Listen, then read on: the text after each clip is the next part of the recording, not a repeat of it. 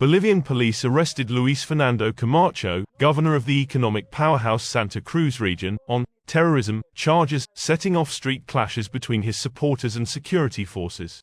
Camacho, a former right-wing presidential candidate, was under investigation on several charges, including for an alleged role in the resignation of leftist President Evo Morales in 2019.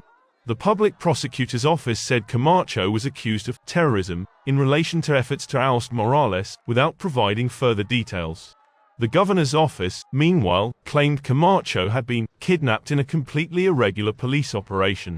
After learning of Camacho's arrest, supporters barricaded streets in Santa Cruz with paving stones, tree branches and vehicles to demand his release.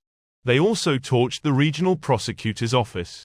Dozens of supporters demanding his freedom flocked to Santa Cruz's two airports in a failed bid to block his transfer to La Paz, prompting the suspension of flights at both airports. In October, Bolivia suspended several exports to prevent food shortages after strikes paralyzed Santa Cruz.